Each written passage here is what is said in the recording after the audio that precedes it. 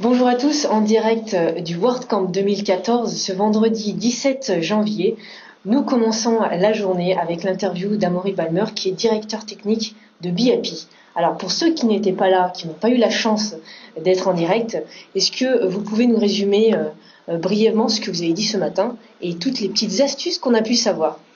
Donc l'idée de la conférence, c'est d'essayer de standardiser, de normaliser différentes actions répétitives dans la vie d'un projet.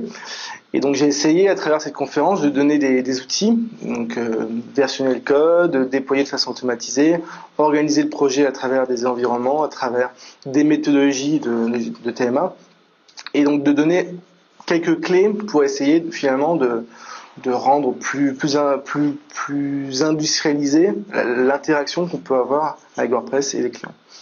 Alors, par rapport à ce que vous avez dit, est-ce qu'il y a des questions récurrentes qui sont venues? Est-ce que souvent on vous pose des problématiques par rapport à ça? Comment ça se passe au quotidien pour vous? Alors, il faut bien savoir que industrialiser, c'est vraiment un processus récurrent. On ne cesse jamais d'essayer d'améliorer la méthode. Et puis surtout, industrialiser, c'est aussi une demande forte des clients.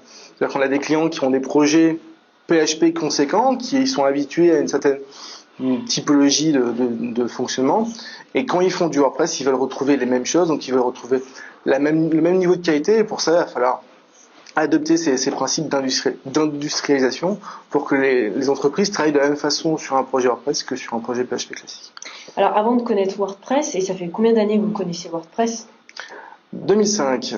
Oui, donc ça commence à dater. Ça commence à dater, ça correspond à la date de création de la communauté francophone, proprement dit. Sur un projet qui est né en 2003, oui, effectivement, ça commence à dater. C'est surtout quasiment toute ma carrière professionnelle. Et qu'est-ce qui vous a plu et qu'est-ce qui vous plaît maintenant dans l'usage de la plateforme WordPress?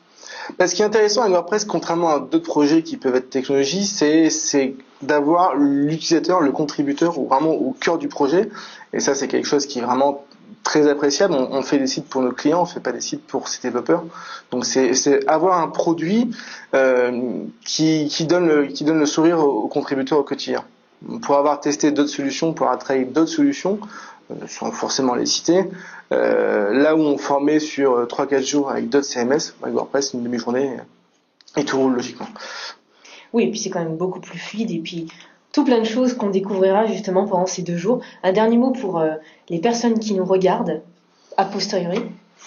Très content de faire cette conférence, beaucoup de stress, surtout l'envie que les méthodes de travail avec WordPress se professionnalisent encore plus. C'est un CMS qui se prétend et qui se veut de plus en plus pour les professionnels.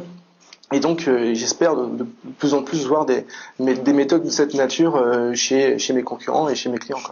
Et puis WordPress, ce n'est pas qu'un système de blog. C'est ça. Merci en tout cas pour cette interview. Avec plaisir. Et bonne journée.